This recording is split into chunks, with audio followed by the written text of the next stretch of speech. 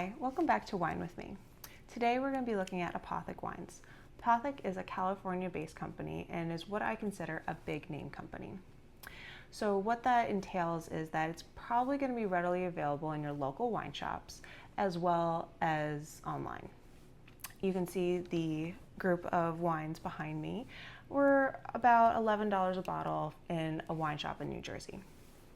Going online on Apothic's website, they have their more options, I would say, including an espresso wine, joining the espresso martini bandwagon. But they range from about $14 to about $12 a bottle. And then on wine.com, they're a little bit more money, ranging from about $16 a bottle. But still not terrible. Another great thing about big name brands is that they normally have very large facilities where they can hold numerous tanks of wine. So they can blend, they have their house styles, which is great for you because there'll be very little variation or no variation from year to year. So with that being said, we're gonna start tasting some wine. I have 6 bottles of the Apothic line with me. I have 3 blends. I have a Cabernet Merlot and I have a white wine.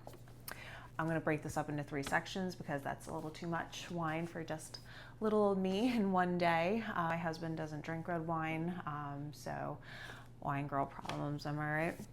But I am very interested to share this white wine with him because he is normally just a Pinot Grigio drinker or a very light, bright wine. So this does say it's refreshing, vibrant, and crisp.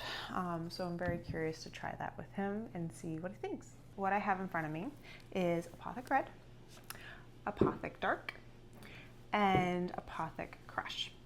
Just going off what they say on the label, Apothic Red says dark fruit with hints of mocha and vanilla.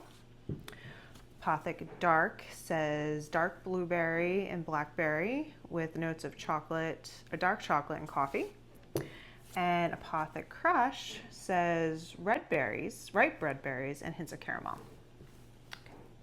So out of these 3, these 2 are probably going to be a little similar, and this one is probably going to be a little bit brighter. What this also tells me with the notes of mocha, chocolate, coffee, and caramel is that there was some type of oak aging. Most likely not in a barrel, because barrels are usually more expensive, which the price, but possibly wood chips or staves, which are planks that go along the tank. Those are a little bit affordable options when doing some kind of oak aging. All right, so let's get down to tasting and seeing what these guys look like. Okay, so what we have here is red, dark, and crush. We have a red that, so you can see, very ruby color. You can kind of see through it a little bit. The dark is very dark, very opulent. Can't really see through the bottom. Some purple notes. And then with crush, it's ruby as well. You can see through the bottom of it. A little bit more see-through than obviously the dark. First of all, I want to note that all 3 of these are very low in tannins. Apothic Red had notes of raspberry, violets, and chocolate. Apothic Dark had coffee notes on the nose, and I tasted a lot of dark fruit flavors, blackberry and oak. Apothic Crush was a lot lighter, but with notes of caramel, malt, raspberry, cherry, and spice. And there was also a tingle on the tongue, but that had to do more with acidity than tannins.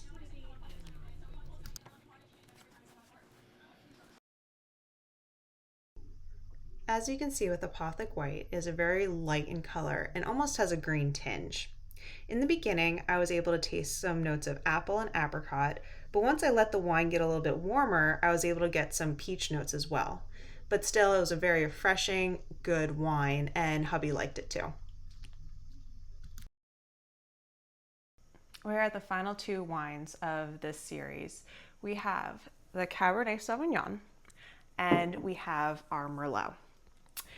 I chose to end with these 2 because they are sort of a yin and yang of each other. What do I mean by that?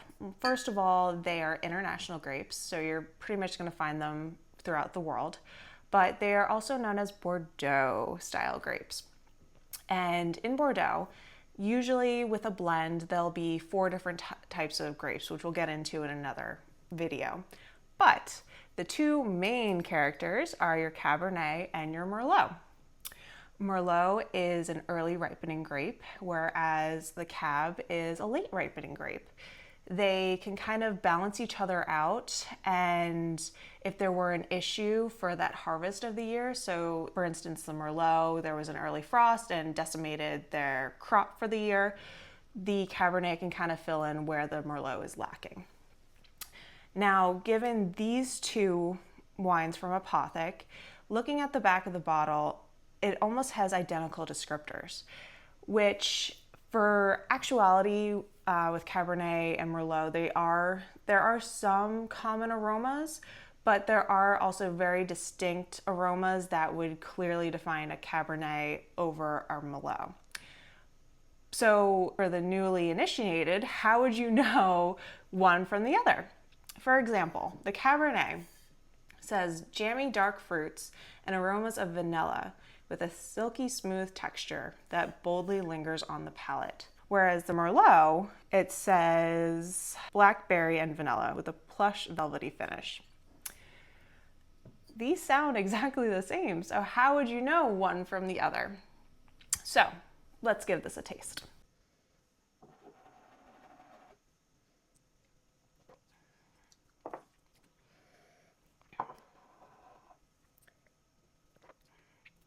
Okay, so right off the bat with the Merlots, I definitely taste the dark fruits, blueberry aromas. Whereas the Cabernet, I have some sort of oak influence that I can definitely taste and smell. I can't exactly determine what it is, but so some kind of oak aging.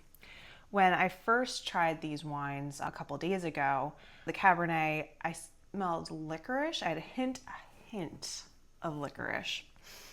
Black fruit, some tannin, and then some vanilla. The Merlot, I had a mushroom meaty smell. I know that sounds weird, but it's really not that weird for red wines, especially if they've been aged. You get like earthy tones, meaty tones, mushroom tones. And what else? I also had some dried roses, taste of violet, jammy, plum. Plum is a very common flavor for Merlot. So with that all being said, these are not terrible wines. They're good wines. They are very easy drinking wines that you can have with the girlfriends on Friday night. Thank you for watching.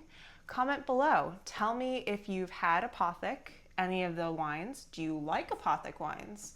Have you had a similar experience when drinking Apothic wines? And I hope to see you soon. Thanks for watching.